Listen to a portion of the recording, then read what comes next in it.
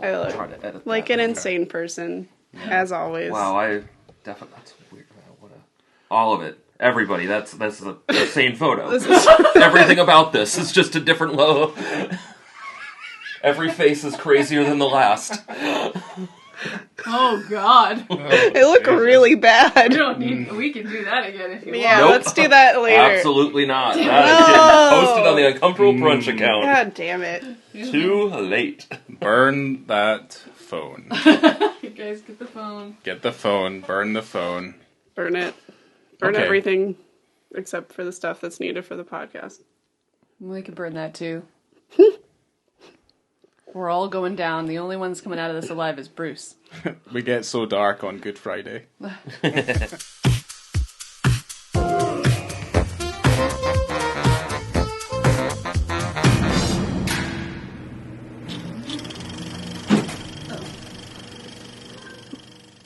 Oh! That was you, motherfucker!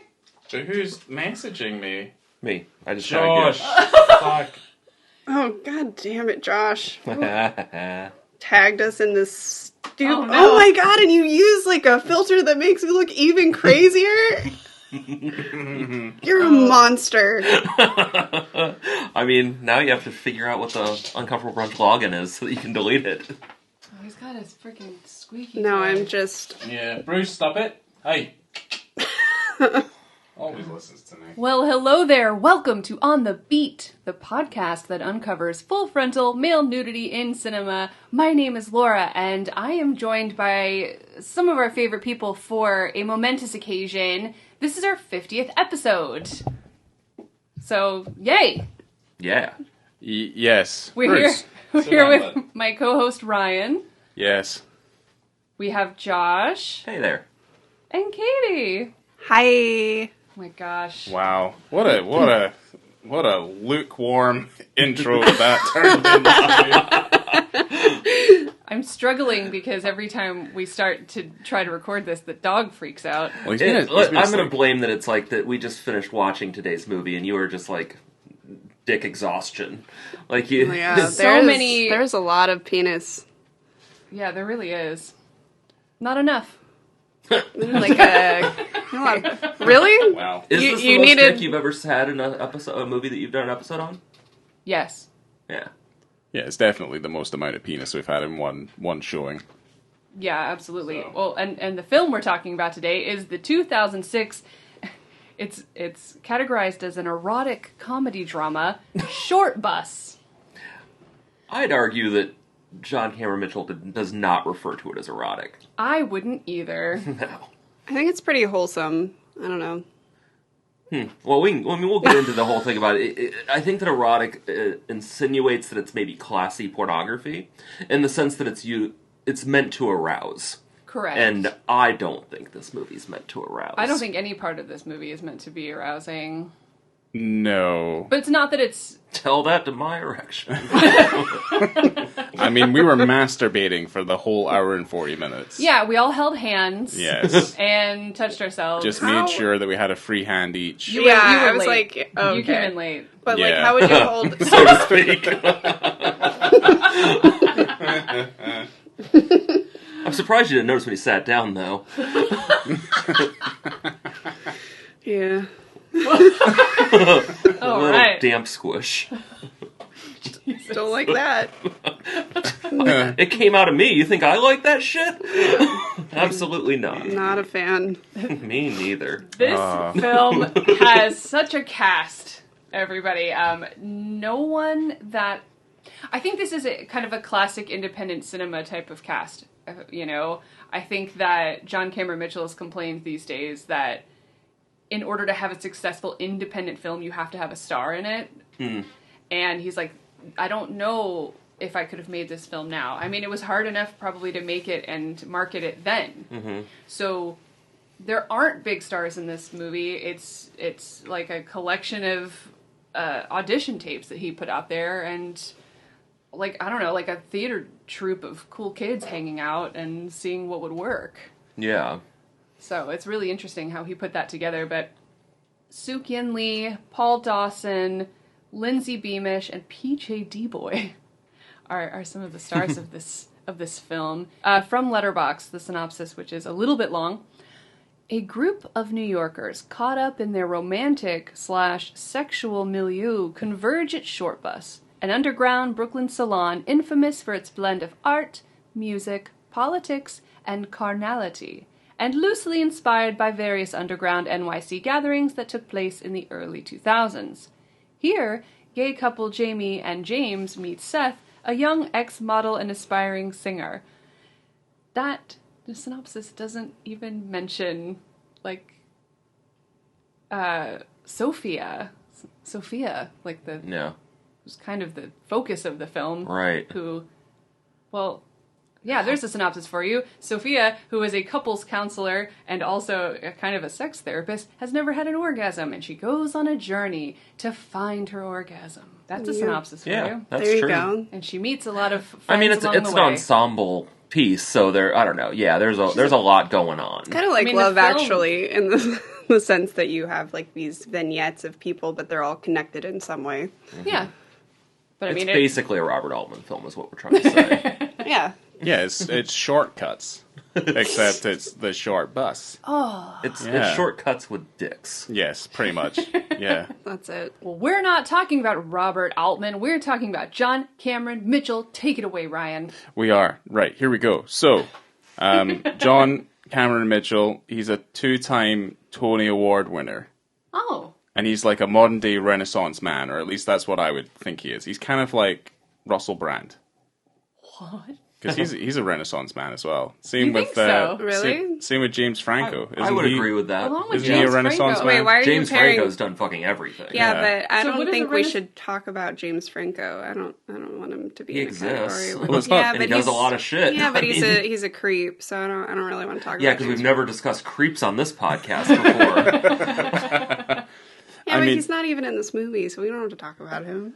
Well, that's okay. I was talking about Renaissance men. But what is a Renaissance man? Does it mean Renaissance man is someone who is like a specialist in a whole lot of different areas, and you'll get this idea when I list off all of the things that this man John does, and he's an actor, playwright, screenwriter, singer, songwriter, producer, director. That's a lot. he's an artiste? He is an artiste, yes. He's and he's done a whole damn bunch. good at all of it, is the thing. Huh. You know? Yeah. It's very annoying. I mean, even just his filmography being relatively small could not be more diverse. The 4 No. films that he's directed could not be more different than one another. Well, Hedwig and Shortbus, at least, are Yeah. similar in tone, maybe. Well, his filmography, in terms of like his acting and things, he's been in a lot of TV, and there's like maybe too much TV to kind of mention. But he started on the stage, also TV into the 80s and into the 90s. I'll list off a few things that kind of took my eye. MacGyver, Freddy's New Nightmares, and the new Twilight Zone. But also, he was a regular cast member of Party Girl, which I've never seen. And he was the long-running voice of Sydney, the animated kangaroo mascot of Dunkaroo's Snack Cookies. I didn't know that. Whoa! No joke, Ryan. I almost bought you Dunkaroos the other day. What Wait, the fuck where is a Dunkaroo? Where did you find The Dunkaroos? Dollar like a- Tree. They have them at the It's Dollar a cookie Tree. that has a little container of frosting on the side that you dip. the You cookie dip like into. little kangaroo shaped. Which Dollar Tree? The one on Colonial. Oh, okay. I'm gonna go there tomorrow. All right, okay. Everyone, if you need to know where to get Dunkaroos and you live in Orlando, that's where you go. You go to the last vestige of where you would buy anything, is the Dollar Tree. Yeah, all of your Yeah. nice, almost expired items. Exactly, yes. It's like, where do I you love get the your Dollar food Tree. from? The Dollar Tree. I think, well, if you need to survive and you want a 50-cent DVD, you go to the Dollar Tree. If That's you true. want to Yeah. survive. Exactly. You can get... Weird. Well, it's not only that. You could get some near-spoiled food. You can get the Tupperware to seal that food into there so it lasts a little longer, but then also get something to entertain yourself. I've also got a chocolate cross sitting in the fridge Nice. as well. So, Saving it for Sunday? Yeah. well, I was gonna, Or at least tomorrow when it's not Yeah. being used anymore. Well, it was. Yeah, you gotta wait till they take him off the cross to eat the cross. Oh, do I? Yeah. I don't celebrate those things. That doesn't interest me. This might not make any sense to anyone who's No. listening to this in the middle of May, but we are recording this a little bit earlier. Today's Good Friday. Today is Good Friday, and it is a Good Friday. It is indeed. It is. We're all hailing our Lord and Savior. Our Lord and Savior, John yes. Cameron Mitchell. But no, to be fair, I was going to put the cross out into the Florida heat and just watch it melt. And just see what happened. Kind of like a spoiler. Noah's. I know what happens when chocolate melts. It just gets messy. It'll be You gross. needs to do it in like the grass. Ew, or on the concrete. Chocolate on the concrete. We could do. I mean, It's I supposed don't to rain know. in the next few days, so it won't be there for too long. Yeah, I don't know. Well, I'm hoping it's not some sort of like sacrilegious thing that I'm kind of doing there. But I Tell don't me know. about his movies. Okay. For crying out loud. So- Melted chocolate. So other than he was acting and he was voice acting, he also acted in a bunch of films. Some that I've kind of noted here, not all of them. Band in the Hand from 1986, Misplaced from 1990, Book of Shitsy. This is what happens when I write things down too quickly, and I can't even read the year here. Is it the Book of Lade? Anyway, it might be the Book of Lade from 19 whatever. The 90s. And then he also was in a Spike Lee movie called Girl 6 in 96. Oh. Yeah, so That that was was my call girl, right? yes, he plays he's played prostitute in that movie, maybe, if I remember rightly. Either a prostitute or something else. Either way, it was something sexy. But yes, he has directed some films, and that's obviously what we're kind of pertaining to here. So first up, we have Hedwig and the Angry Inch, which is 2001. Obviously, the movie we're covering today, which is Shortbus in 2006. That's followed up by Rabbit Hole in 2010. And lastly, it's How to Talk to Girls at Parties from 2017. But there's also some TV pilots, there's some short films and stuff that I've not mentioned here. And there's also something that isn't in his filmography, but it's definitely on the Letterboxd, is that he's part of a Sigur Rós compilation, visual DVD or whatever. Okay, that makes sense. Him with like 20 or 30 other visionary directors or whatever you would want to say. But yes. So Hedwig was his feature debut. Yes, it would have been his first That's movie. cool. That's a good one. Yeah, he also stars in that movie as well. Yes. He also, I yeah. didn't know that. I didn't know that. Well, there you go. I That's just really what. liked that film. Yeah, it's really wild to think about that he made like this rock opera and then followed up with this ensemble comedic drama that has unsimulated sex acts in it. Yep. And then Rabbit Hole is a PG-13 movie starring Nicole Kidman and Aaron Eckhart, and they are a couple who their marriage is slowly, or not even slowly, it's just imploding because their young son died. It is so bleak, but there's nothing offensive in it. It's PG-13. It's Yeah. just, it's wild that this is the arc of his career when it comes to film, or directing, rather. Very It's just different. Very, very different. Yeah, because How to Talk to Girls at Parties is like this quirky, more of like a comedy. Yeah, like a sci-fi comedy almost. Yeah, Sci-fi comedy romance? Sort of. Sort of romance. I really like that movie as well. Yeah. It's cute. I thought it was very fun. So, Look at that. What yeah. an all-star. Wonder what he'll do next. Yeah, I don't know. It's hard to say. Yeah, I mean, he doesn't make movies that frequently either. I mean, 4 movies in 22 years. From what I saw, he has nothing coming up that In he would be production. making. Yeah, he's got nothing kind of going. But I mean, yeah, How to Talk to Girls at Parties is also relatively quite recent in comparison to some I of know his he's other been stuff. working in television a lot. He's been directing a lot for streaming services. I think he had something for Paramount Plus, if I recall. There's He's not a a showrunner on it. He just did a few episodes. yeah, there's a shit ton of stuff that he's like. There's a lot of things that just haven't aired yet. That was a lot of the things in the filmography. That's why I didn't really bother writing them down. But yes, he's got it. Yeah, I think it's either on Paramount or it's on Showtime. I think that one that you're talking about. But yes, that is him. Yeah, let's just get into Shortbus, huh? I thought I'd seen this movie, and it was up for debate up until we watched it today. And no, I had not seen this movie before. It's not something you easily forget. is like not seeing Shortbus. I forget a lot of things you would find. You forget seeing a guy come in his own face and start crying? Oh, I've got such a good story about that scene as well. But I saw that. I like that you qualified. You said made sure to say scene. But I saw that in real life, and it was just as traumatizing. Wait, you watched a guy try to give himself a blowjob? I saw a guy give himself a blowjob. Cool. Oh, because this guy didn't really succeed. No. No, he got his lips on there. He did. Yeah, and but does he eventually. there was no, like, it was just a tip. A kiss. it was just a little tip kiss. And then he Yeah. masturbated That's- into his own mouth. That's all like you need. Yeah. I mean, You're obviously. putting in too much work, I'm thinking. Yeah. The guy I saw in real life, he did it a lot, and it was not cool to watch. I thought it was going to be cool, and it wasn't. It sounds cool. Was this a friend of yours? It was a someone a friend of mine was dating at the time, and he thought it'd be a cool trick to show us all at a gathering. That's cool. There was a few of us there. Yeah. Man, my life is so boring anymore. I used to have stories like that. Now I only have memories of them. I don't have memories of them because I was usually blackout drunk when that stuff was happening. So Yeah, I don't. It's quite a thing. That was weird, but yeah, that's kind of how this movie starts. I love the beginning of this film. It's this nice introduction to all your characters, but in these really intense sexual acts. situations. Yeah. I like the fact that we have like what would be drone footage going through the city, but it's just like really poorly done, like CGI. I like it because the it looks city. kind of like an oil painting. It I did, do like yeah. it, yeah.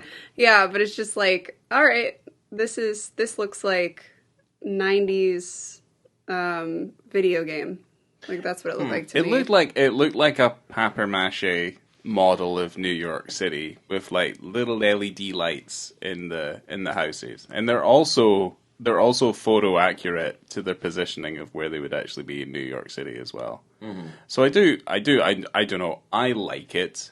I don't know other than the obvious purpose that it serves, because at least my first remembering of seeing this movie was that it's incredibly low budget, and it's quirky, and it has a very kind of low budget kind of indie feel about it. But then we watched it today, and I'm like, wait, hold on, there's actually a lot more sophistication involved in Shortbus than I remember. It's not as low budget as I thought, because you No. think about a film like Well, this. it is in shot on 2000 film. Yeah, it was shot on film. 2006. Yeah, It's $2 million budget. it does look. Yeah, it does look and nice. We'll get into it, but also you have to think there was a 2.5 year pre-production essentially. Yeah. But from inception through casting, through rehearsals, all of it, it was 2.5 years before they even started filming. So there had to be a certain amount of money there. I doubt that all of these actors were rehearsing for 2 years for free. No, that's true. Because I know you have probably a better understanding of how it started, but from what I understand, like during the auditioning and casting, any interested actors, they were basically asked to submit like a 10-minute video of them describing like the most important sexual experience they ever had, and then he got like 500 tapes back and had to go through all those tapes. Yeah, they put up a website that I think it got upwards of like 500,000 views. Whoa. Of which 500 people submitted audition tapes. I think it was around 30 people were what they accepted, and from there it was a dozen actors that they ended up hiring and going from there, which they started out with a questionnaire that they all filled out, and it was basically a sexual compatibility survey. Right.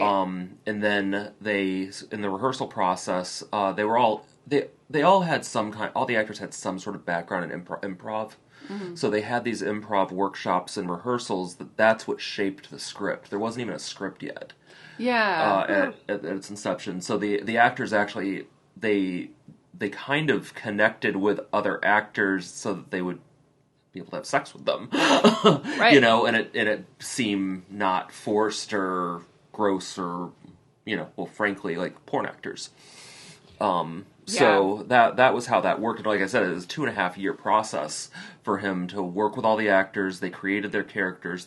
He had a rough idea of what he wanted the scenarios to be.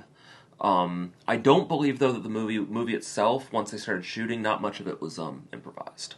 They'd already worked all of it out, and he formed the script based on their improvising at the front end before filming. Right. Yeah, because it seems like pretty polished in the way that the story progresses and all of the interlocking stories throughout. I was reading that they only did one sex rehearsal, and I guess he asked them like how they wanted to go about it, because he wanted to make it as comfortable as possible, and they just wanted to wait until they actually shot it. And Sukien said, maybe we should do a rehearsal where the people behind the camera are nude as well. And he, the director and the DP and the sound person were like, all right, that's fine. And when they went to actually shoot the movie, it's like, do you want us to get naked again? They're like, no. We're good. Yeah. We're good, thank you. But that is funny, though, is that Mitchell, he is one of the sextras, is how it's listed in the credits. Yeah. There's all of the extras for the orgy scene. He's in it, and kind of in solidarity, he threw himself into it. Mitchell's a very, very gay man, very openly homosexual, and he said that was the first sexual encounter he had ever had with a woman, was while shooting that. He went down on this girl on camera, and that was the first and I think only time he's ever had a sexual experience with a person of the opposite sex. Aw. So it's cute. Yeah, he has another moment in that room, right? The Sex Not Bombs room, where he's like kissing a guy. Yeah, and then later on, So we're not talking about the crying wank anymore, though. Oh, happy to. Yeah, so the first shot is we learn his name is Jamie for like later, but he's in the bathtub and he's filming himself peeing in the water. That's like the first time that we see him. I didn't even realize he was peeing. Yeah. Oh, yeah. Yeah, he's peeing in the tub, You can and see he's filming it. Yeah, the water goes a little bit yellow. There's a little dribble that comes out of his wingus. Yeah, and then we get introduced to Sophia and Severin, and then when we go back to Jamie, he is trying to suck his own dick. Yeah. Like trying to get his thighs on top of his forehead. Yeah, just like doubled over. Yeah. I love that. I love when he's kind of doubled over and he's using the bookshelf as leverage for his legs to kind of push his legs over his head, and you can see his feet kind of like kicking little toys that are on the bookshelf, like little toy cars and stuff, and he's just really trying to get the legs over. And then they have that neighbor from across the way. Yeah, keeps spying on him and watching him on a camera. Yeah. Jimmy Stewart over there. Yeah. Well, the whole intro, I mean, it's obviously full of dicks and it's full of sex and all sorts. It's got this kind of these circular interactions that all kind of come into play as the story goes on. Everything that starts to kind of come together. If you want to extrapolate that scene a little bit more with the when he finally gets to kiss the tip, James. He does, yeah, and then he eventually just kind of comes into his own mouth. Yeah, all over his face. Yeah, and then he just has a wee cry about it. I get it. Yeah. You think you'd be happy you finally Well, got there. here's the thing, when I was happy when comes on their face. He came directly into his mouth. Definitely nobody's happy with coming in their mouth. And then he kisses his partner when he gets home, and I'm like, he probably still has, like, did he brush his teeth? I doubt that, but no. So like his partner kind kind of of still pauses. had all this clothes off and was all sweaty. So he was like, "Oh, I just did yoga." But then he admits, almost immediately, actually, I just... Well, no, he assumed. He's like, "Oh, you're doing yoga." He's like, "Oh, yeah." He's like, "Oh, you're still filming." Oh, God. Yeah. Well, I don't know. That one, the dominatrix boy. Mm-hmm. What is he? Is he a John? He's a client. The client of Severin. Because she keeps making fun of him for being a trust fund hipster. It's like, did your dad pay for this session? Yeah. And he comes in his own face as well. Yeah. Yeah. He was happy. I mean, he comes on the painting. I mean, it was kind of... It shoots a little bit over here. Yeah, it shot on his face a little impressive. bit, but it also like shot onto the painting that Yes. already had splatters on it because she stares at it for a second. It's a way to improve a Jackson Pollock print. The Jackson There you go. Pollock, yeah. There was a lot of talk in this movie about 9/11, which I thought was interesting. Like, I mean, it makes sense. You know, it was probably being developed while that was still very much the public consciousness. And in 2006 or 2005, when it was shooting in New York City, it's a, you know. yeah, it's still like kind of, it's part of the public sphere that people are thinking about. But they also comment on that too, where it says that that's the only thing that's ever happened to anybody in this age bracket or something like that. Oh yeah, 9/11. It's the only thing real that's ever happened to them. Yeah. So I mean, they show you Ground Zero in the movie as well, like because that's the hotel room that's overlooking it. Yeah, it's also animated as well. So. Yeah, so whenever Severin's with the trust fund kid in that first scene, he asks her the question, "You're taking a picture of yourself at Ground Zero. Do you smile?" I really like that because I've been there 2 times, and every time I've gone, I find it so weird. Like I went with my mother and my older brother. And my older brother was really into going. I'm like, why are you? He's so anti-establishment, like anti-government. And I know that has no connection whatsoever. I'm like, why do you care? Is there a feeling? Yeah, like because I think a lot of people associate a certain feeling of patriotism. Yeah, I'm like, why do you care to see? Why do you care to see this? Like when you and I went, Ryan. Like I was a little bit more like, okay, like you're. So you're like an annual pass holder. Yeah, I do have an annual pass to like a national park. It's like Disney. One World Trade Center, and I like on the one ride they have. I did it. I like that the Gen Z kids that weren't alive for it, or whatever the generation after that is now, that's very prevalent on social media. Alpha. Is that what they're called? They're called Alpha? Generation Alpha. Gross. I don't like that. Dumber than I thought. We have to crush them. They didn't make it. No, I know. They didn't make the name. But I still think it's kind of funny that they're so disconnected from it that I do see 9/11 jokes on social media now. I kind of get a kick out of that. Oh, wow. Yeah. Because they're just so detached. Yeah, they don't... I mean, it's like... frankly, like, think about when you were 17, would you have hesitated to make a joke about Pearl Harbor? I guess I wouldn't really have thought about it. Right, but I mean, you wouldn't have a moral opposition to it. You wouldn't be shocked if you heard a Pearl Harbor joke. I'd probably make more jokes about, like, JFK or something. Sure. Yeah. Yeah. Totally. That's definitely what I would have joked about. I mean, to be fair, that's Laura's go-to humor is JFK? the JFK assassination. Yeah, I really like making JFK assassination loves jokes. Good old conspiracy theory humor. Yeah, I'm a big fan. Mm-hmm. Back into the left. Yeah, oh, God. Like birds aren't real. I had a friend who I had a friend who had a business trip to Dallas once. And he was so excited that he realized that back it was in 63 or whenever it was. It was 63, and this was in 2013 that he had this trip. The 50th anniversary of JFK getting shot. He was flying out of Dallas-Fort Worth, and he was so excited. He's like, I changed my flight when I realized, so I could make the joke that I did something that JFK was never able to do. Leave Dallas-Fort Worth on that date. I can't remember the exact date. November. November? Okay. November 23rd, I think. Okay, November 23rd. I mean, that took some commitment. I'm really proud of him for that one. Like, that was a joke pretty much for me, I think. I don't know, like, who else did he... I don't know, this guy didn't really... He wasn't a comedian. It was that way. He called me super excited. It was just for you, Josh. Yeah. Yeah. There's a lot of things that we'll say in front of Josh that really we know we couldn't say in front of anybody else. Huh, that's sweet. Yeah. That's good. It's probably the same for me, too. And then we say them on the podcast. We say them on the podcast, and then we broadcast that podcast to millions. I did recently just apply for a job, and I had a friend call me. He's like, your social media is private, right? Like, yeah. But my businesses aren't, and I've kind of made a career out of being offensive. Yeah, I've had that problem as well. Yeah, my parents probably listen to this podcast. I don't know.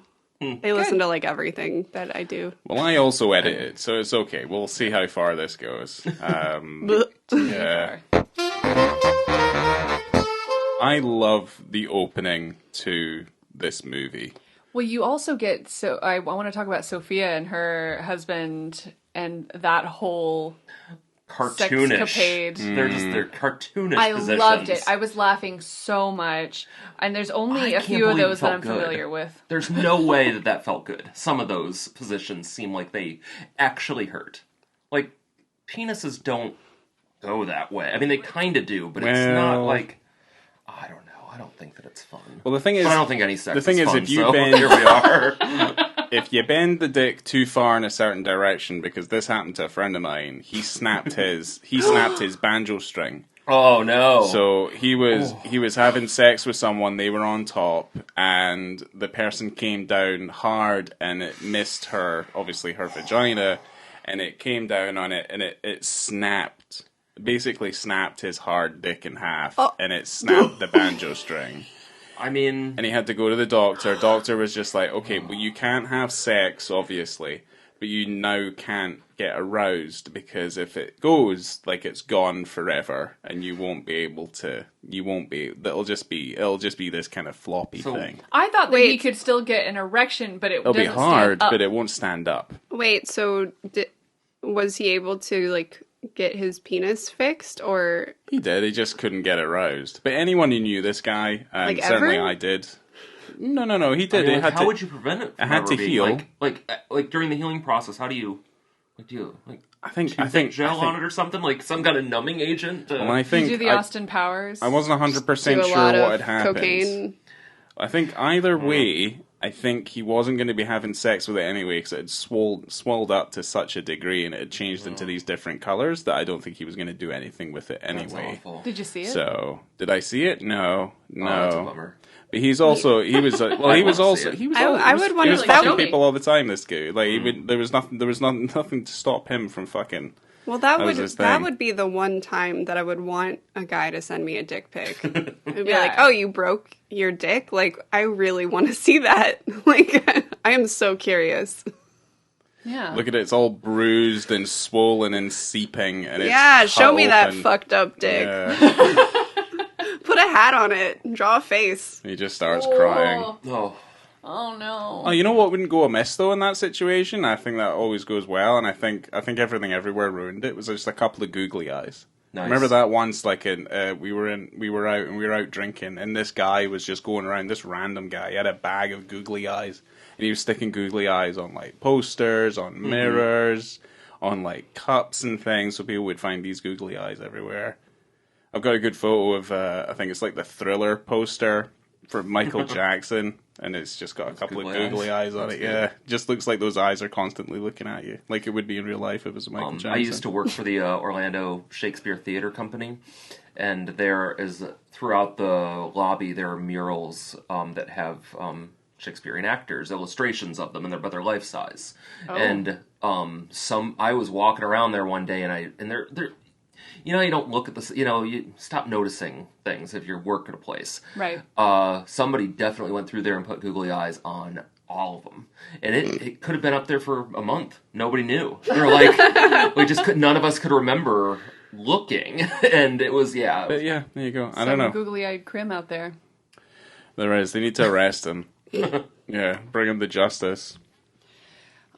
I don't know if I have anything more to say about that initial sex scene. Well, I do. Oh, go. I do. Well, that whole intro was my introduction to the movie as a whole, because I didn't see the movie in its completion until 2 or 3 years after it was released. What does that mean? So basically, when I was at university, right, there was a rep from the BBFC who came in to lecture us about ratings and like censorship and stuff. Mm-hmm. And one of the scenes that she showed us was the introduction to SHORTBUS. Mm. And I don't know, the film was definitely finished, because when was this? This was 2006? Came out in 2006. Yeah. Okay, so this was 2007 when I had this lecture, right? Okay. And she comes in and she's like, we see this scene, and obviously it's like, oh, look, it's a guy like sucking his own dick. He's like doubled over on himself, and then he comes into his own mouth, and then he starts crying. I remember looking at my mate, we're like, what's fuck? And then basically she was like, well, look, we go through this process, so we have to describe exactly what it is we're seeing, but in this kind of watered down way, as if you're trying to describe this thing to like a child. Oh. So that I've described this movie to a lot of children, and it's tough. They don't get it. The thing is, I'd never seen someone skirt around these descriptions as well as this woman was able to do it. Like how watered down the whole thing ended up becoming, and it was like a skill. It's like an art. But yeah, no, that was my introduction to the movie. And then you found it eventually to watch. I did, yeah. I watched it with an ex-girlfriend of mine, and it was, that was a weird night. Yeah. I read that John Cameron Mitchell, he said that for a long time the only place you could watch Shortbus was on Pornhub, and it was the Spanish dub. That's funny. Good. Of the film. Wow. I found it here back when Stardust Coffee was still Stardust Video and Coffee and had a proper video store. Yeah. I was so excited because I moved here in 2005. The movie came out in 2006, but it did not play here. Yeah. And I couldn't find it anywhere. I don't know why I didn't just buy it. I'm sure Amazon had it. I mean, Think Films put it out. But in any case, I came across it there, and I was very excited that I was finally able to rent it. Well, Amazon was still more of like a bookstore. Yeah, I don't know. I mean, it's obviously not as insane of a... I think it started hitting its peak as like around like 2011. I would agree with Katie in that at least back in the UK, Amazon was not the place you went to go buy your DVDs. I think even still in 2006, right? You're probably still going to like Circuit City and Best Buy. Sure. Like that's that was the thing is that, definitely. that I feel like that was the only outlet that would sell unrated or NC-17 films. Well, I'd have to go to FOP or I'd go to HMV or I would buy things. HMV, I would buy things full fucking price from a place called Play.com. And they had literally everything, even like Region 2 stuff that was again like double the price. Sure. That I'd have to pay. Well, Region 2, I mean Region 1. Yeah. that I would have to buy from overseas. But yes. As audacious openings go for this movie, though, this is rather daring. I think that still pretty out there. It does a really good job at setting you up for what kind of movie you're about to watch. Yeah, it does not fuck around. It's weirdly sweet for how incredibly graphic it is. And it manages to touch on all that in the opening 5 minutes with these 3 different stories. Yeah. Or 4 different stories. And I don't know, it really kind of touches on like, oh, you're about to watch something that's actually not going to be upsetting. At least I don't think so. Yeah, because you have, like, James is obviously having a hard time. You can tell he is a sad man. And then you have, Severin, who's also conflicted and having an interesting... I think everybody in this movie is pretty melancholy, at least. I mean, they're very sad people. Not tragic, but...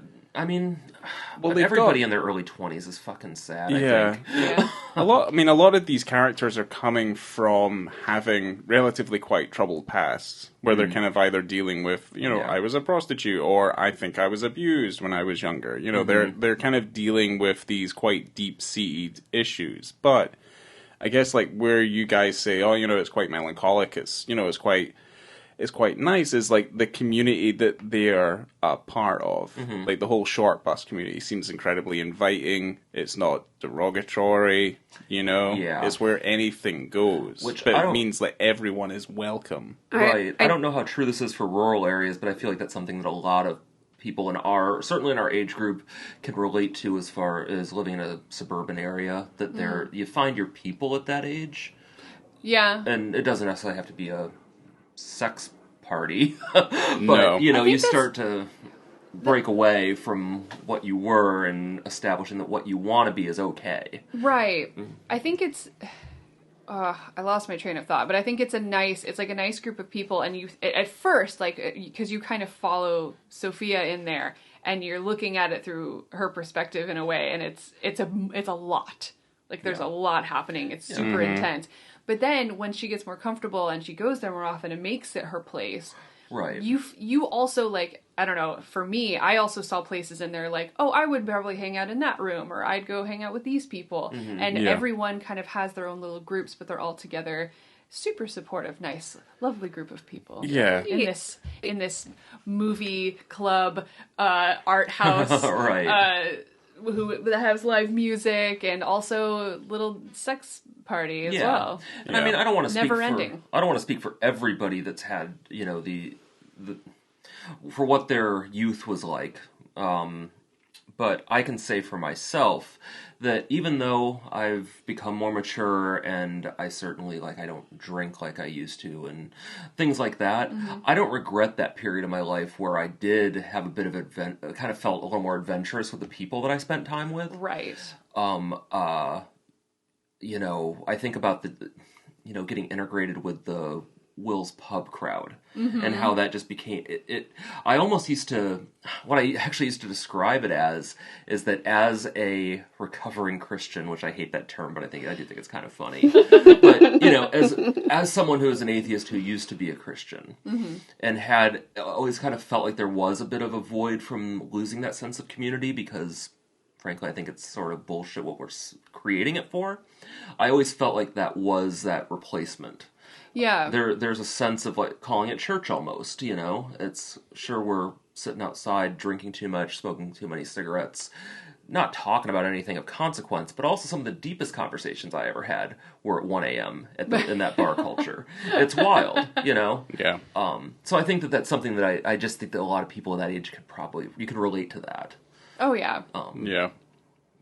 Yeah, I guess that's the thing about the movie is that it's, you know, it's very much a kind of exploration, and it's very much this kind of, you know, the insight is that it's, you know, it's this inclusionary environment.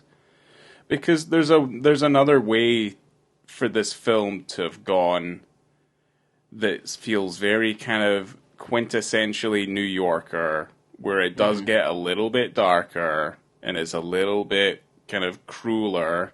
Yeah. But at least in the respect of this, it never goes that way. Like it's actually pretty remarkable that there's no subplot, no tangent anywhere that addresses rape or anything like that. I mean, they kind of allude to characters maybe having experienced that in their past, but there's nothing about that in the community. No. Yeah. Which I think that, because it may be one of the most sex-positive films I've ever seen. Yeah. Yeah, You know? definitely. I do like that they have, like, the tagline that they introduce you to whenever she enters the club, because she's like, oh, like, I can't orgasm. And he's like, well, this is a salon for the gifted and challenged. Yeah.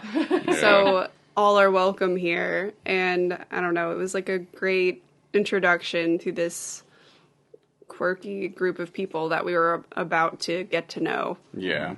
Because I will say, I mean, for us, I mean, it puts a smile on our face. We're not easily fazed by what we're seeing in the movie. I mean, it's definitely shocking. First time I saw it, I was like, whoa, this is a lot. But the tone of it never kind of veers into anything kind of nefarious. So you're always kind of feel like you're kind of being taken on the ride, and you're smiling the entire time, you're laughing, you're enjoying their company. Yeah. Yeah. But you can obviously understand why certain people might be offended by that, purely looking at it from a face value basis. Yeah. That's so frustrating. It's very very frankly, frustrating. I think that something like The Hangover is significantly more offensive. Oh, it's the fucking worst. Oh, yeah. Or that kind of comedy. Yeah. I'm trying to think of another sex comedy. Even a good one. Let's say like There's Something About Mary is a significantly more offensive movie than Shortbus in a lot of ways. Big time. Yeah. Yes. It's... And I mean, they're two very different kind of movies. I know that it's not fair to equate the two, but it could have gone that route. If it would have been more slapstick and stopped being realistic, it would not have been nearly as pleasant, I don't think. Or gotten as much of an emotional rise out of me. It just kind of feels as if it comes from, you know, the stories, the characters, the way that it develops. It comes from a place of feeling quite real. Like, these people are real people dealing with real things. Doing real things, which I think is what kind of lends itself to it. Because it's not really a film that's about sex in particular. It's about people who are having sex. I mean, that's effectively what it is. You know, like, and that's the kind of the difference.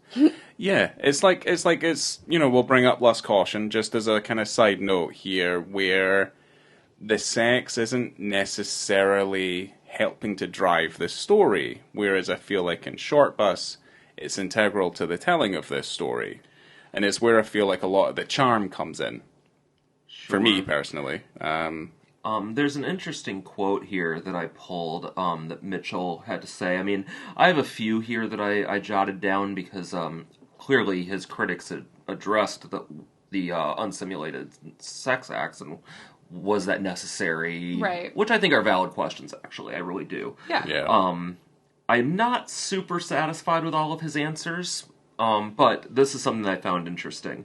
Someone accused him of making pornography, and he says, I define, and most people do too, pornography as devoid of artistic intent. The purpose of pornography is to arouse. I don't think anyone got sexually aroused watching this film. Then he says that we kept reminding people that it's not pornographic, it's not a film meant to arouse. We try to de-eroticize the sex to see what kind of emotions and ideas are left over when the haze of eroticism is waved away. There's a certain provocation we had in mind with this film, but more important than that, we wanted to use sex as a metaphor for things that were, perhaps, universal. Themes like connection and love and fear. We just thought the language of sex could be used the way the language of music could be used in a musical. And that seems like a pretty valid answer to me. Yeah, I have like along the same line, someone asked him, couldn't you have told the same story without the explicitness? Mm-hmm. And he's like, they don't ask me whether I could have done Hedwig without the songs. Why not be allowed to use every paint in the paint box? Yeah, that's where I start to be like, Like, yeah. It's kind, and I know, because you don't have to put the P in the VG. Like, you don't have to do that. Yeah. But, you know. I know that you're going to eye roll here because I know your feelings on the man, but I think it's a reasonable comparison. Uh-oh. I sometimes wonder, like, why I love Bad Santa, but apparently... apparently Billy Bob Thornton was, in fact, drunk in a lot of those scenes. And I've always wondered, like... Is that seems like what's the point? You know, I agree. What is the point? So I don't know. You know, I mean, he equated it to if an actor cries, why don't we just use menthol drops instead of having the actor cry for real? Yeah. I don't think it's the same thing. No, it's not. I don't. No, it's not. But you're also if you're setting up a film such as this, you know, it's and he's doing something here. Mm-hmm. You know, so he's doing something and. From the beginning, you have everyone involved in this particular type of, experiment, like this film experiment. Like, what can we do? It's different from any way I've ever seen or heard of someone making a film, like super collaboratively and you know, kind of getting everyone together, and everyone made made the story, and he wrote the script. So it's I don't know, It's interesting. I also wrote this thing. I don't know if you read that as well, Josh, about kind of talking about how you had a lot of sex in films, like kind of from like the late 80s into like the early 2000s. Like it was maybe more sex prevalent in like our films, right? Mm-hmm. And then he likened it to like 9/11, like kind of after 9/11, everything started to drop off in a way, and he was saying that he feels like porn kind of owns sex now. And he's not, he let me just say what he said. He goes, yes, I'm not saying that they should in reality do, but in terms of sex being presented on film, mainstream or even independent film has forsworn it. There's too many people saying someone's being exploited and consent-based issues in intimacy. Imagine an intimacy counselor on the SHORTBUS set. Imagine a SHORTBUS intimacy counselor would be like, may he put his arm inside you now? Is that okay? So, yeah, it is getting more difficult to do something like this. Yeah, I think maybe in America. In America, I but I think this is specifically pertaining to America because this, and we've talked about this before on this podcast. Yeah. This type of film and a lot of the films we talk about, no one would bat an eyelid anywhere else, like in Europe. Right. It's not a thing. It's just a film, you know. Yeah. Same with this film. It's like, we're not just singling out the US either. I'd say the UK is definitely guilty of this as well. The UK has shows on at night where they show dicks and stuff on TV, like on regular television. Oh. Well, and like in the 70s, like in their like newspapers, they used to have like just titties everywhere. Well, Page 3 stopped by the early 2000s as well. That's what it was. That was the Yeah. early. Oh, it was 9/11. Yeah, that was our 9/11 when page 3 came over. There's, I think in terms of just Western cinema in general, other than say like European cinema, which I feel like is kind of separate from Western cinema, just in general, is a prevalence of conservatism that has really kind of taken over the cinema landscape in general. I feel like we are very much focused and concentrated on how little we offend people with the content that we put out there and the way that we are creating things now. So really anything that is, and to say that like porn has taken sex and they now own that sex, even porn itself has completely evolved over the decades to become something that's completely different from what it was in the 70s as well. Sure, I mean, you know, just simply access. The fact that Yeah. any kid with a cell phone has access to literally any sex act instantly, Yeah. you know, and I'm so far from prudish. I do wonder if there is going to be some sort of backlash on that psychologically. I'm not opposed to the idea of pornography, but I'm not quite sure how great it is for sexual development for even for an adult to have just unlimited access to literally anything whenever they want. Yeah. That's not owning a magazine or even going to a theater or owning a VHS tape or whatever. They're, you know. Well, there's proven studies out there that if you watch porn 2 or 3 times a week, they class that as being a problem. What? It means that it means That makes me think of that that Joseph Gordon-Levitt movie, Don John. yeah. Yeah, where That he's movie- just yeah, like that constantly movie's watching not great. pornography. Yeah. Well, Laura, there is only so many videos of girls getting stuck in things and being found by salacious men who take Oh no, I'm advantage stuck in of this them. window. Yeah. Oh no, I'm stuck Oh no, under my this underwear came off. this double bed bunk ladder for some reason. Yeah. It's like, right, okay. Don't kink shame me. It's the 50th episode. We have to push the boat out here. We have to start revealing our deepest selves. Oh Yeah. no.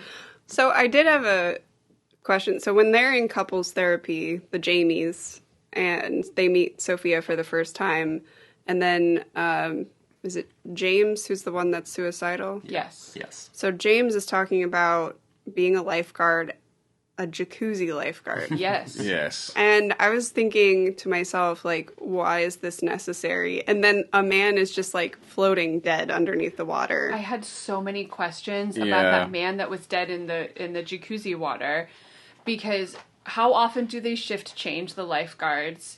Like, whose fault was it? When was that guy in there? How cloudy was that water that you didn't see it? It was Exactly. just It's a real filled bubbly. with bubbles and semen. Like that's Yeah. That's at like the Y. It wasn't those men were Well, then if it cruising. was well, at the I mean, Y, the Y it is was- it was definitely come in the Definitely water. full of semen. If it's at the Y. Yeah. Yeah. Huh. Or experience at the Y are very old different. man's skin. Yeah. Yeah, because it seemed like he had just sat down for his shift when that happened. And so that man had probably been under there for a bit. Yeah, and he pulls him out of the water, and he's like trying to give him mouth to mouth, and I'm like, no, friend. Mm-hmm. Like, there's no way that guy would have been super pruny. He was probably super pruny. It's like, it'd And be he like, had sunk. well, it's like when Jack Nicholson pulls that woman out of the bath in The Shining. That's what I would have expected it to look like. But, yes. Ew. Yeah, he wasn't a very good lifeguard. All the, like, the But bottom I of don't want to the blame him for bottom the of death the... of that man, because you don't know, again, when's No, the if you shift did- change? If you didn't No. see it when you sat up there, semen or not in that pool, if you can't see a dead body floating at the bottom The of your guys didn't see it in there? jacuzzi, not like in a...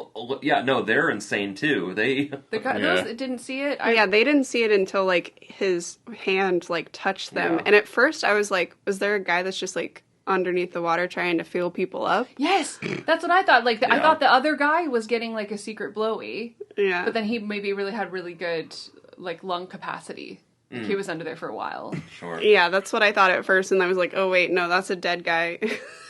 Not expecting a dead guy for sure. Anyways, Being a lifeguard was- is really hard, you guys. I was just I used to be a curious lifeguard. about the need for a Yeah. jacuzzi lifeguard. Were you able to see through the water at a jacuzzi? I never did a jacuzzi. And I don't really think there's, well, obviously there is a need for it. Or maybe just a jacuzzi guard, you know? Just someone kind of keeping an eye on it. You don't need a lifeguard. Well, you just need like a big stirring stick or something, just so like you could just like it is man soup. Just like a poking stick. just a poking stick. Anyone down yeah, there? yeah, poke a stick, just to let them know, just to see it's like, all right, okay, there's nothing there. Gotta make sure that your carrots are stirred into the soup. Yeah, exactly. The I old like that man. sentence. Yeah. Well, there's more soup later because they go into that deprivation tank as well later. Oh Yeah. yeah, there's a lot of people soup in this movie. Yeah. We discussed this while the movie was playing. Are you able to go into a sensory deprivation tank with another person? Like, if you're renting the space, do they have, like, doubles? I don't know. I've never been in one. I've never It seems either. like it would be insane to do Well, that. I thought Yes. it defeated the purpose of going in there. Yeah. I loved it. I want to go in there with friends and hold hands and just have a nice float in a chat in a dark tub. But then I feel like it would echo. I think Yeah. it would echo. I think you're just supposed to stay there in silence in the dark with all of your senses turned off. Yeah, you are supposed to sensory Well, I couldn't- deprive yourself. Well, exactly. Not have a But chat then and a you touch. start talking. Yeah, maybe not masturbate. Yeah. Try and not Person. masturbate. Yeah. Masturbate Try your with a best to. friend. Yeah. I don't I mean, know we if I couldn't would. stop masturbating. Especially the way she masturbates. I don't. Yeah, what she does mashing was like shit. really. It hurt to watch her try to do that. I don't know what she was doing with her hand. Yeah, I don't know either. It was going to be really red raw down there all the time because she's always trying to get off and she's doing it wrong. Yeah, She I has all don't. those tools as well. She has dildos, she has vibrators, she's got little eggs with a remote control. All she needs is like a little bit of like lube, and just working there. Yeah. Yeah, you don't need to rub that hard like you're a DJ. Yeah, maybe work up too. I don't think DJs push real hard. I think that they would damage their record. Yeah, Maybe labels. you should do it like a DJ. Yeah, I've heard people call it the dirty DJ. Fucking So wreck that clit like your Grandmaster Flash. Yeah. Here's the I message. don't know who taught her that, but I think that's Not the good. whole idea is that nobody taught her anything, and she's No. not But like, experimented. how is she a sex therapist if she like doesn't she's a couples therapist. a couples counselor?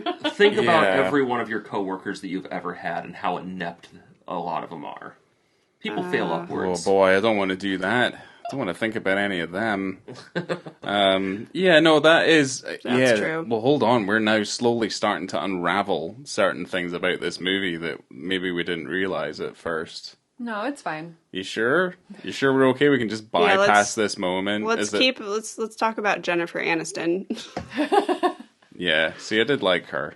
Yeah. Yeah, she's Yeah. really good. Severin's Severin's real name is Jennifer Aniston. I like Sophia's response being, well, there's enough room in the world for two of you. I think that's very funny. That's a lovely name.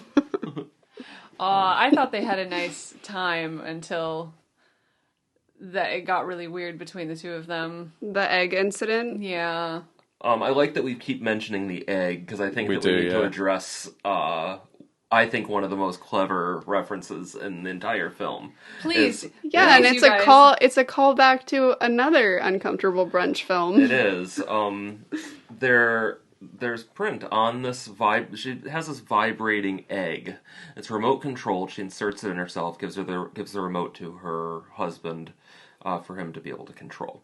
And it has written on it, in the realm of the senses, which is Oshima's film In the Realm of the Senses was 1976. Japanese. I know Karida, Nagisa Oshima. I think it's 76, yeah. Yeah. Unsimulated sex acts in it.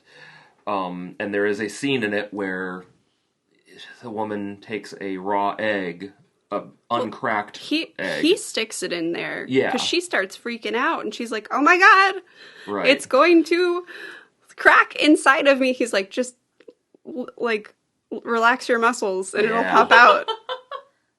My dad watched that. Vag poops it out. My dad watched that movie with us. Yeah, he was did. there for that. Oh, wonderful. It was great. That movie's real good. I think that movie's Do you have that pretty movie, great. Ryan? I don't know. But I it's do. not. I'll It's borrow not. you, borrow it. There's It's- definitely peen in that. Lots. It's not the only movie out there that has a vibrating egg in it, though. No, it's Do just. tell. It's not a vibrating else? egg in the realm of the senses. No, it's not, It's but- just a regular egg. Just a real egg. But there's also Shinya Tsukamoto did a movie called Snake of June from 2002. But that film, the tone of that film is far different from what goes on in Shortbus with the I mean, vibrating the egg. tone of In the Realm of the Senses is pretty dark. It ends in a Yes. very violent way. It's not a pleasant movie. No. No, I don't. Oshima wasn't known for making No. making friendly, lovely films. Yeah. So- It's not a...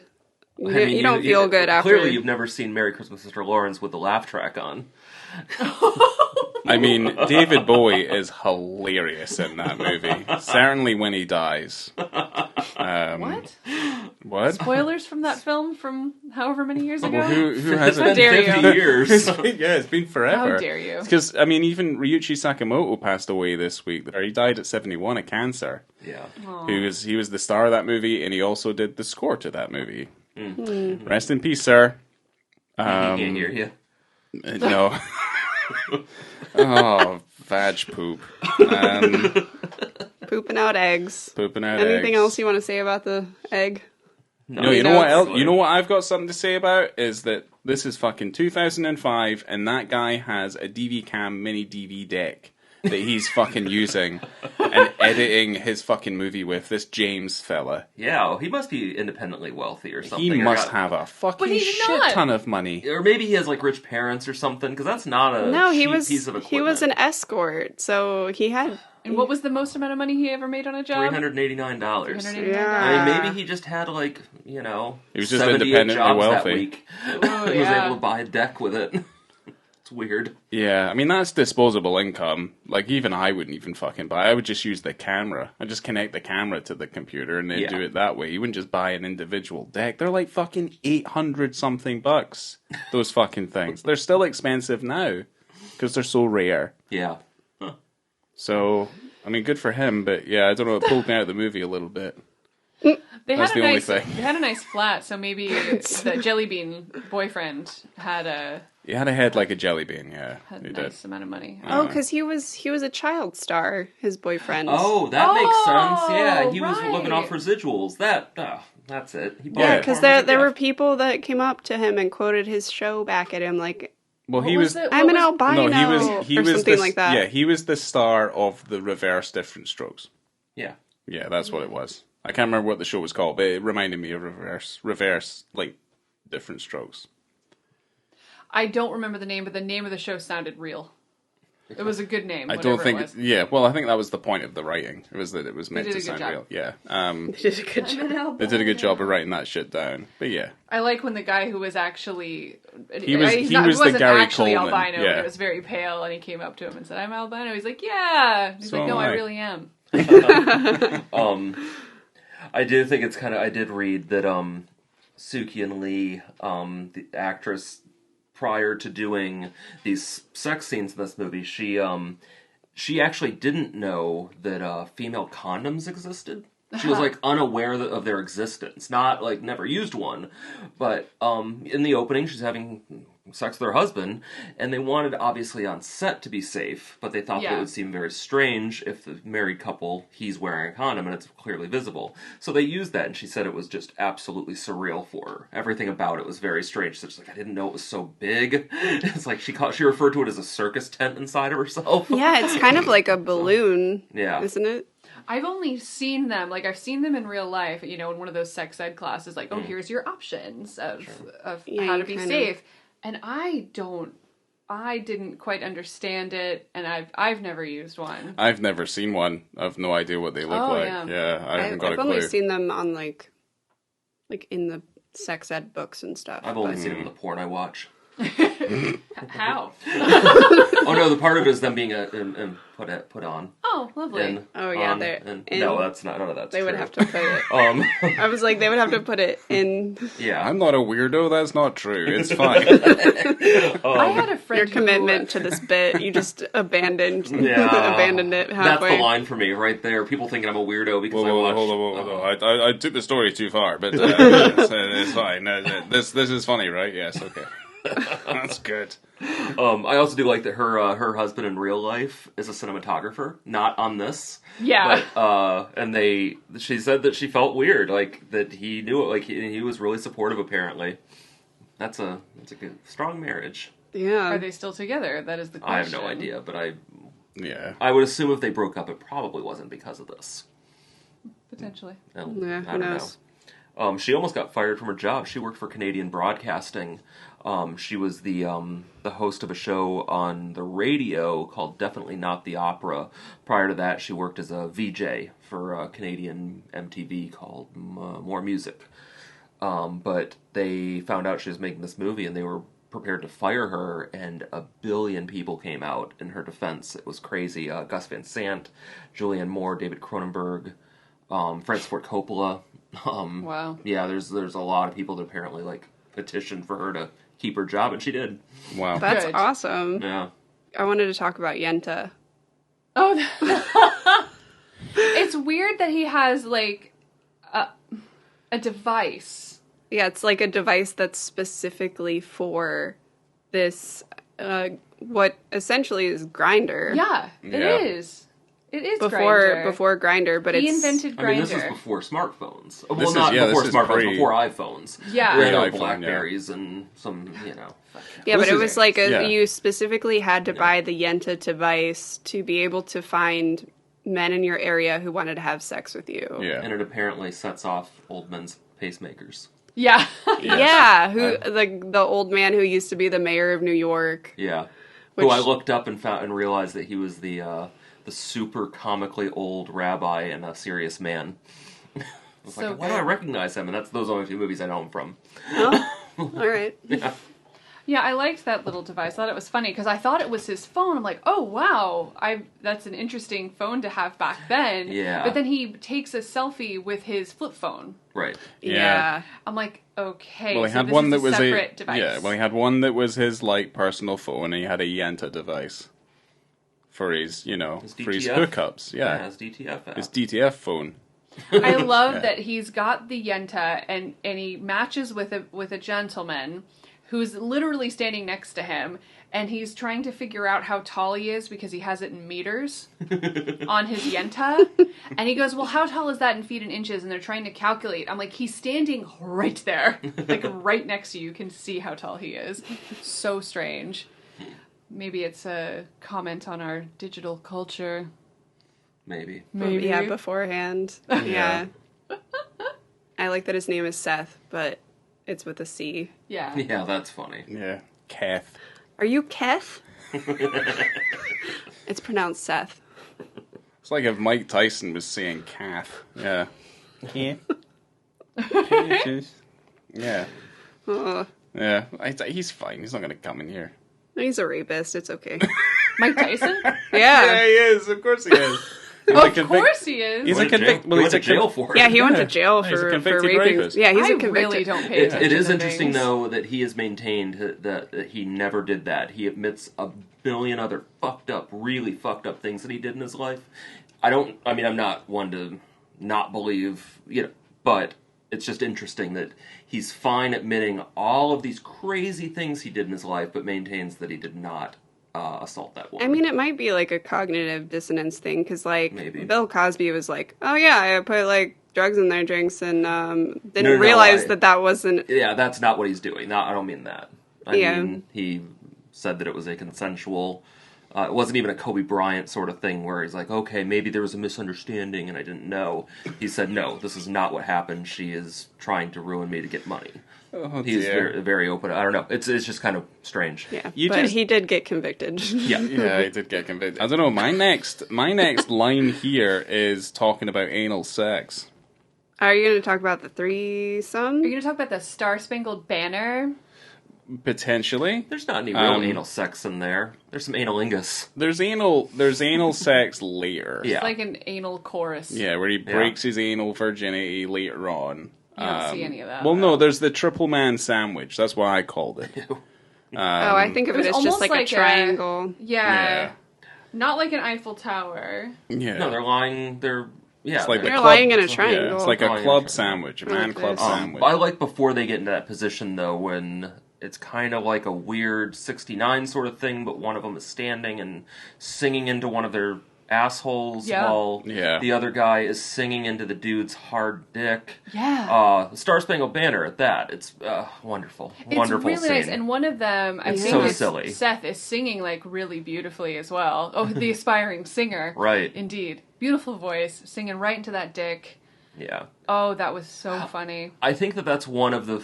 that scene very specifically shows how sex can be comfortable and funny.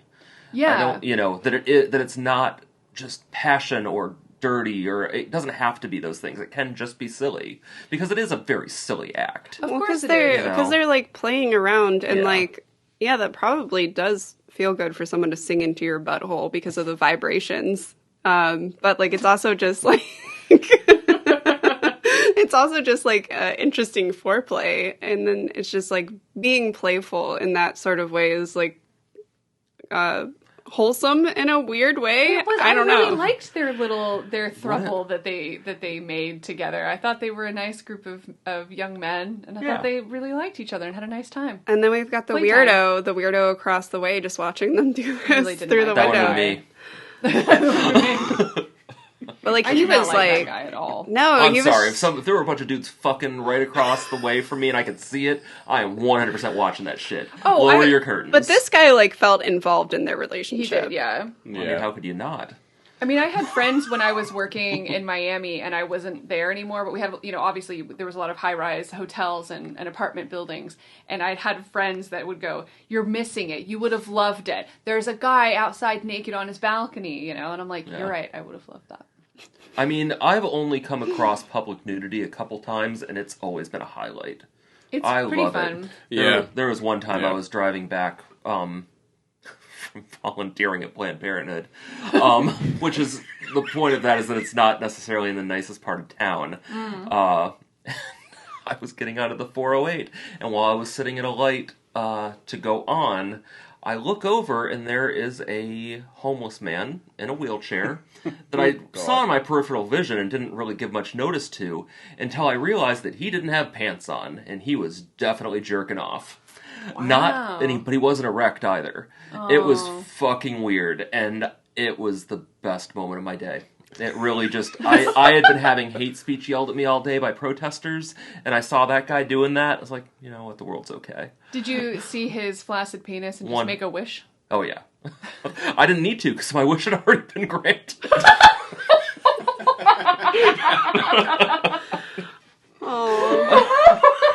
That poor man trying to get an erection. It was seriously, it was like 11 a.m. on a Saturday. There's no timing. Huh, maybe. Yeah. Like, it's, you don't schedule it. At least I hope not. That's weird. That's a level. I guess now's the time. My neighbor from across the way, when I used to live in a place in Glasgow, he had a schedule. He would do it at the same time every day in his bedroom. How do you know? Did he tell you? Because or I did you watch I could him? see it. Nice. I could see it. Like, I'd be at my computer, I was kind of here, and the window was over here, and it was a big window. You know what? I feel like at that point it's on you to set your own alarm to not be at your computer anymore unless you want to be. I mean, to be fair, I was there, and I just turned around, and I was like, oh, there he goes again. I And would he definitely just like... watch. Like, I would be the weirdo. He was naked, and he would put something on his TV, and he would get over to the bed, and he would just lie down, and he'd be watching the TV, and he'd just be going for it. Was it something pornographic? Because I hope it's something like Murphy Brown or No idea. Like, I mean, Hell yeah. yeah, or Judge Look Judy. at her. Judge Judy would be a good one. Or She's so powerful. Care Bears. I don't know. She's Either way. scary. Care Bears. Yeah. He's got a fear boner for Judge Judy and Murphy Brown. Either way. Fear Boner for Judge Judy is the name of my band. Your first album is Dumpster Diving for Plan B. That's right. so metal. I really only wrote down 3 things. One of them was the Star Spangled Banner. The other one is I'm pre-orgasmic. Like you're about to have one? Yeah, that's really what sells that. Is him. Like, when she says I'm pre-orgasmic, he's like, are you about to have one? Like, concerned? Really good. Well, it's like premenstrual syndrome. Like that's, whenever she says, I'm like, that's a weird way to say that, because it does sound like you're about to have one. Yeah. No. To me. And I had a conversation with while we were watching the movie, because it was confusing to me, because you have, like, there's 2 different types of orgasms you can have, like, at least as a woman, right? Like, you can have like a vaginal orgasm, and then you can have like a clitoral orgasm, right? And I just don't. I'm like, how has this woman not had one of these? Like, what is going on? But she is, like, throughout the movie, she's trying either way. Either way, she's trying to go for it. And it seems like she just doesn't know how One to of them do is it. so easy. She just, I mean, this was early stages of YouTube, so she wouldn't have the how-to videos that we have now. I mean, I just looked up, this is not vetted. I don't know if these statistics are completely accurate, but I mean, how could you not listen to a website called pleasurebetter.com? Sounds legit. But it does say that 10% of women claim to have never orgasmed. 59% have faked one, and 82% can't reach orgasm by penetration alone. And it seems like that's a lot of what's going on with her husband. She said that was the first man she'd ever been with. Yeah. So she I think needs that to actually makes sense. I think she needs to get on that clit. That's what that is. Lube up your before fingers. she even met him, she would have tried other things, like, alone. I mean, I didn't orgasm until, like, I was in my mid-20s. Huh. Yeah. I don't want to talk about it. Laura was 6. I was very like sexually repressed. It's like the rope climbing scene at the beginning of Nymphomaniac. Are you're turning red now. Yeah, no, well, it's a good thing none of my family listens to this. Yeah, but her dad's going too, so that's why.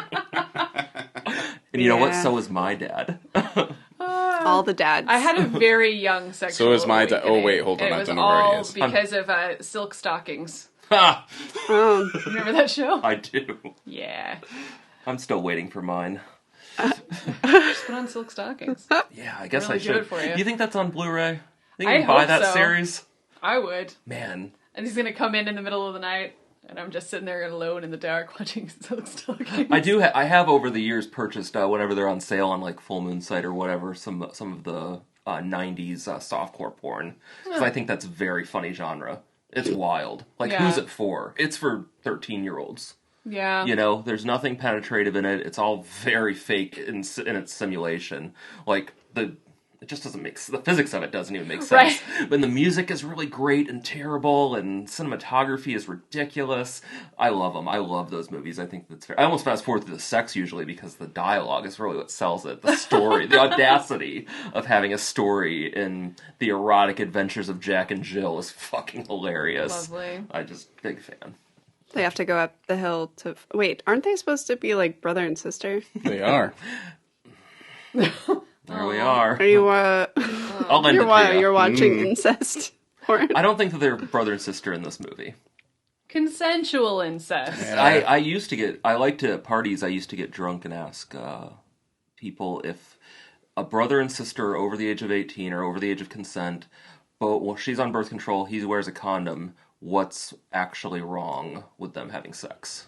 If it's consensual. And it was always like the thing that I just really loved, seeing that face on a bunch of drunk people at 1 a.m. at somebody's house party, and it never went over, and I loved it. I just thought it was so funny. I watched a TikTok yesterday, and it was this woman telling a story about how her friend had just like a hookup with a guy, and she got pregnant, and at the gender reveal party, her dad showed up drunk, and then the baby daddy was there, and yeah, it was her half brother. Holy shit! I thought that was just going to be a joke. They didn't. Oh no! Oh dear. They had never met. Huh. And Wow. yeah, he was like, son, what are you doing here? And then like Whoa. the TikTok ended. I was like, oh no. Huh. Ew. She's like, And if it's a gender reveal party, she's pretty far along. she's pretty in it, far so, like, along. So do you have that like mutant baby or what? Yeah, because she was like, my friend said she doesn't want to keep this baby, and then she was telling me about the gender reveal, and I was like, oh my god, what do you do with that? What would you name that baby? Chongo. What? Oh, that thing's gonna have a forehead like a drive-in movie theater. Like, Yeah. I mean, I was gonna call it Toxie. Yeah. aw. Seamus. Kind of cute. Seamus. How dare you Yeah. How dare I? talk about my son like that? My son. Oh, dear. I have down that He was sacrificed on some really old stones in like the middle of nowhere in Ireland. So we did a whole ceremony about it. I have a video. Were you Oh. in? Oh, right. Is Okay. this? I don't know if you're joking. No, right now. don't even know what this is. it was more like a ceremonial sacrifice. like No. how do you have this on video though? Yeah. how do you but it was a like Do you have a plan. TikTok account? It was Because like I think a you need to. it was like a plan. One upload, only one video on your account. It's just this one. But that it was one. like plan B though. So did you just like pee on a rock or I didn't like do anything. I was just laying on the sacrificial stone, and then my friends danced around me, and this was after you took a plan B though? yeah, Because like it's not even. it's funny. Is that not Fucking funny? tourists. I've only taken plan B twice in my life, and I did not have any sort of ritual associated. It was a time and place. You know? Okay. I feel like Stock up on that shit. You No. have to B be is my there. plan A. I just Fall out. well now that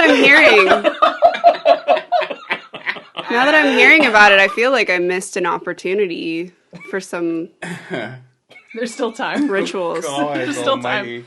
Just call me next time, and we'll do a little ceremony. Yeah, I'm not on birth control anymore, so probably in, Next time I'll load his dumped in you. Give her a ring.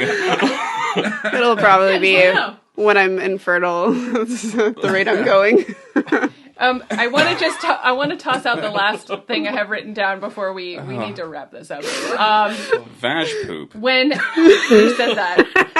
Okay. When Sophia walks into SHORTBUS club for the first time and she's getting shown around, and I didn't write down exactly what he said, but he goes, "These guys come in here eating ass and cock and telling me they're vegan." It's so good. I really like He had that so line. many good quotes. The maitre d' guy. He was wonderful. I also like. It's just like the '60s, only with less hope. That's pretty true.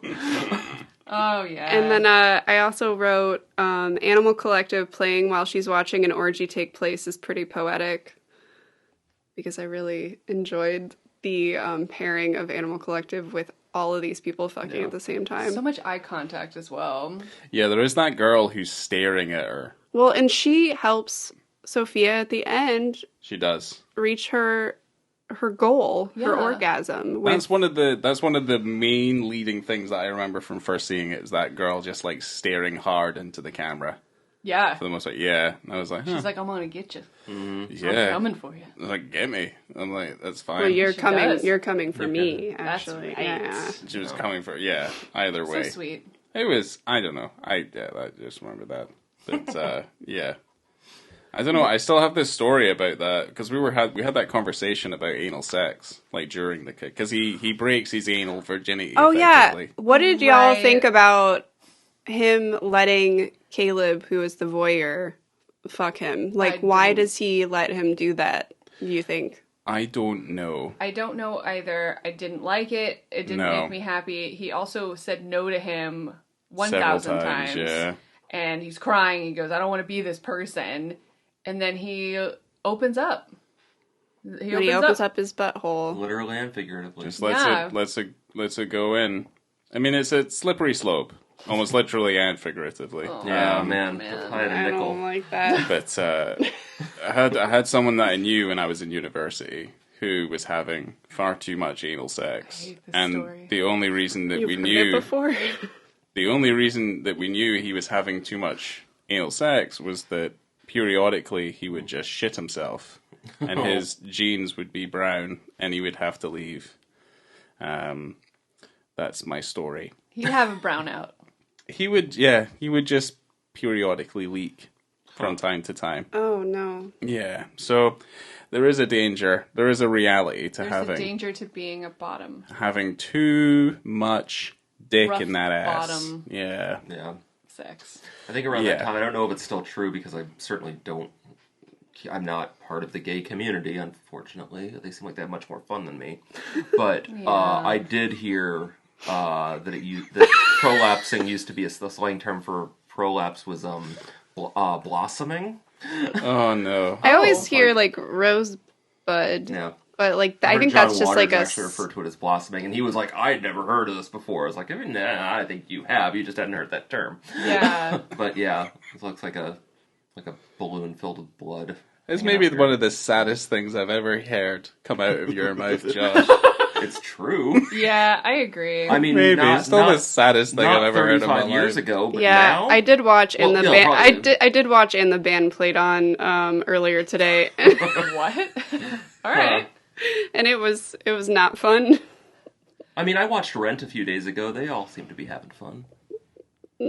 Oh, No, I don't think so. I don't think so either. I mean, they all die of AIDS, but before not that, all of them. They had a great time Just on a- their way. Just a that portion. dinner, the La Vie Boheme dinner seemed very fun. La Vie Boheme.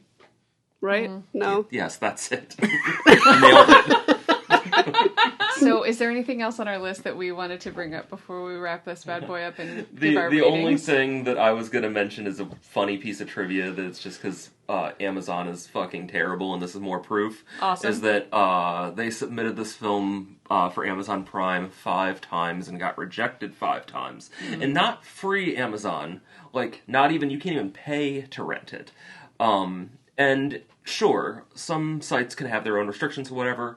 At the time, Brown Bunny was on there. Okay. And then eventually Nymphomaniac, and there's been a lot of films that have unsimulated sex in it. Yeah. And so it's, and it's bullshit. The first couple times they rejected is they said that the closed caption was out of sync. And finally they just admitted that it was because of content. That is weak. Yeah. It is weak. You're right. Yeah. That's weak as hell. For a film that effectively ends proving that New York is at the center of the universe. You know Well, what? You and know who it's goes just- to New York? People that need to be forgiven. Yeah. There's a lot there. Yeah, there's a lot amusing in the movie where I'm like, oh, really? Such wanky New York shit. And I like New York. I do like New York I as like well, New yeah. York, but like they need to. I said it when we were watching the movie. They need to grow up. Like, get over it. What if I have to leave New York? What do I have to go to? Oh shit! She said somewhere in California. Like Modesto or something, or Yeah. Oh, if I have to leave New York, where do I go? Fresno, that's what Fresno. she said. Fresno. That's what it was. Fresno. Calm down. 2 words. Vag poop. Okay. I'm proud of that. I'm glad I... It describes it perfectly. Yeah, Yeah, that's how the egg came out. I haven't rated this on Letterboxd yet. I've been thinking about it because I really, really like this film. I'm just saying I'm going first. This is me going first. Yeah, in do our it. ratings. Okay. And I think I'm gonna give it. Wait, where am I starting? Oh no, I'm gonna start with visibility and context 5. That's easy. That's an easy one because there's penis, there's casual penis, and as we were saying before, like it's really kind of sex positive and like sensitive in a way to everyone that's involved. There's all sorts of people involved in this film. There's sex just happening. There's people just like being people as well, which I like. People that are naked in their own houses and people that are having sex naked and not weirdly pulling sheets up over them. And, you know, like, has anyone ever had sex, like, and then pulled the sheet, like, up over you? Really? Like, yeah, that's weird. I do. All right. Unless you start out underneath there, that's different. Anyway, 5, it's wonderful. It's it's pertinent to the plot. In terms of it being unsimulated, I'll take it for what it is, as being like an experiment of a film in a way, you know, of trying something different, and everyone's on board and everyone's happy to do it. I don't really have a problem with it. Did it need to be unsimulated? I don't know. Do you want me to just tell you what my rating for the film is, and then we'll each do that? I think we'll each do that, yes. I think you're correct. For the film, 4.5. I liked it a lot. I'm not giving it 5 because sometimes I got a little bit bored with like old men talking and stuff. Like I kind of zoned out a little bit. It wasn't as interesting to me. The Mayor of New York. Yeah, the problem with any film that Laura watches sometimes is old people talking too much. I don't think they have anything interesting to say. Oh God, this is sleepy. It was a little sleepy during that little moment of that old man. But Oh man, The old man was so sweet. yeah, he was sweet, and then he just kept talking. That's not even. Yeah, I don't even think there's any issue with that part whatsoever. We all started talking. I might have started it, but we all got together and we all started talking. What are you talking about? So that's it. 4.5. I liked it. Would recommend. Fun for everybody. All right. Well, I'll go last. So You'll go last. let the guests go. Next. Okie doke. Here we go. So for visibility and context, obviously it's going to be a 5 because I don't even know how many times we saw a penis in this movie. Like, I didn't count. Did you count, Laura? No, I couldn't count, and I was stressed out because I couldn't even make timestamps like I normally would because it's always there. It's ever present. Like, we talked about the movie a bit, and we didn't really, like, we talked about some of the sex scenes, but, like, it's there so much. So it's prevalent throughout, but I think because Katie wasn't there for the beginning of it, like, us just watching your face, like, as everything just occurred, was far more entertaining. It lit up like Christmas. It did light up like Christmas time. It did. Christmas decks everywhere. Yeah, I think that it would be more so like it would if you documented the timestamps where there wasn't penis. That would be easier for this film. Mm-hmm. So yeah, definitely a 5 for visibility and context, and then I will give it a 5 as far as just like being a wholesome film with unsimulated sex, which is like, I think this is the only one that I've ever seen that's like this. Yeah. I don't think that the unsimulated sex is needed, but, you know, whatever floats your boat. I don't mind old men talking, so. So you give it half extra than have me the extra for that than old man chat. Whatever. And the yenta, I loved the yenta. That was like the highlight for really me, good. like having this grinder device. All right, go ahead, Josh. Visibility and context 5. I think we've addressed why. I give it 4.5 as well. Just because I don't give many 5s in general. No, really. Unless it's Clifford or Reanimator. I'm sorry, it's just not gonna happen. This is no Clifford. That's goddamn true. I mean, man, if Clifford had unsimulated sex, oh my it'd be god, it'd be my first 6-star movie. Good, that rodent dick. Good grief, man. I never thought that would be anything we ever heard. 10-year-old Martin. Ever. Yeah, you watched something the other day that you gave 5 stars to, and I was like, oh, that's a... Oh, it was the skulls. That was a joke. Okay. I love the skulls. Whatever. Sorry, we're getting sidetracked here from what really matters. I could talk about the skulls for an entire episode of a podcast. I do love Paul Walker. I do love the skulls. It is. Yeah. Joshua Jackson. Jackson and Paul Walker. Rob Cohen directed it. Oh my god. Yeah. Any case, so 4.5 stars. Agreed that the sex doesn't necessarily have to be not simulated, but who am I to say? And I've said this about other movies before too that kind of take an interesting or different route than a lot of other films that would have if it were being made by somebody different. I don't want every movie to be like this, but I'm glad this movie is like this. Yeah. It makes Agreed. it unique in a way that like you guys have said before, just never really seen it before. And that's a really rare thing, especially in what's essentially a sex comedy. Yeah. That is a really, really amazing feat to make that interesting and new and make you feel something. You know? Not just bad. You know, like, I mean, I feel bad all the time. I don't need this movie to do that for me. Yeah. Got plenty of reasons to feel bad about sex. So, yeah, that's where I stand. All right. Well, yeah, visibility, context. I'm going to agree with everybody else there. Give it 5 stars. As for the rating for the movie, Oh my gosh. I mean, I think, yeah, it probably deserves more of a 4, but I think 4.5 just for its originality. As much as, like, I kind of agree with Katie in the sense that like, does it need to be unsimulated? Probably not. But it does kind of lend to the overall film's identity. So that's kind of where I kind of put myself there.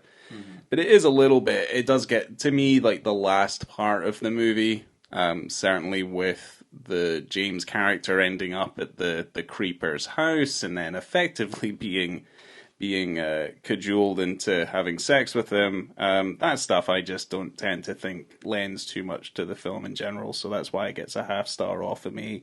I've got no issue with old men talking about getting crusty You guys boners. are lame. Yeah. I like the old man. I like the old Everyone man. really liked that part. Yeah. I was like, Every demographic just have is sex covered in already. this movie. You know what I'm saying? I just like listening to elderly folks talk about stuff and reminisce about the good old days or whatever. No, Ryan, that's a good point. That was a demographic that had that scene not been there, it would have been very obviously ignored. Yes. You know, there you more go. than people outside of their 20s still fuck. Yeah. No. Crusty boners still count. No, we know that. I mean, Yeah. considering the prevalence of STDs in the... But no, I did like that because there are also scenes where there are older folk, including that gentleman, in like groups and just hanging out and chatting and stuff. So like, I like that. I like that there's such a wide range and variety of people that are all like in this community. He talked for too long. That's it. That's it. Okay. I mean, I think everyone falls prey to the fact that like their musings maybe go on a little bit too long in the movie, but at least what they're saying is relatively quite interesting. I like It's New this York. movie. It's New York. People just Hey, kind I'm of the mayor of muse New and York. talk. Yeah, I'm the mayor of New York. You know, like they all talk shite That there. was your New York accent. That was great. Whose was? Yours. Mine? Yeah. Oh yeah, Yeah, of course. yours. I'm walking here. Yeah, I don't know. Like, either way. Well, But yeah, here we are. We made it. Episode 50. Yeah, go sing into a dick, the Star Spangled Banner. I'll That'll be- yeah. Once everybody leaves, I'll find myself on a spot on the floor trying to get my thighs all the way up to my forehead. I can give you an assist. I'll be here for you. Perfect. What a seen fucking it done. sight that would be. Well, got you know you. what? We can. She's seen it done. Yeah, at a gathering. At a gathering. She has, yes. I don't know if that's ever something I would ever want to recreate. No. A real weenie shrinker. So. Well, thank you guys for coming over and doing our 50th episode with us. I'm so excited. This is such a special film to do, and I'm glad that we got to all share it together. It was really nice. It was nice. It's cute. Friends. Yeah, I like that the amount of times I've watched this movie are probably 5 times. 3 of those times have been with a group setting, and I really like that. Oh, yeah, I watched it by myself. Yeah, And it was weirder to watch it alone, I think. yeah, I like watching it with Thinking people. like, oh, my roommates might walk in at any minute. It's fine. This is a really fun movie. Yeah, I it's like agree. really sweet and fun. We've already said it. We're just loving the film. Yeah. So, let me see. Coming to you from... I didn't write it down. Let me think. Coming to you from... Does anyone have anything good? Like... The Tuck It Away storage facility. Go! That's The winner! Coming to you from the Tuck It Away storage facility. I have been Laura. We've got Ryan. Yes, I'm here. Katie, that's my name. That's your name. Josh. That's his name. That's my name. That's my name. Thanks for having us. Thanks for coming over, and we'll see you sooner than the next 50th episode. So can't wait! Yep.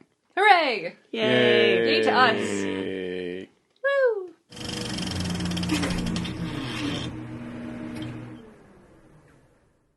You know, trust me, that clip's not going anywhere. Like, it's not only just to protect you, it's to protect us. So. I don't even remember how I start this podcast. Hello. Yeah. Yeah.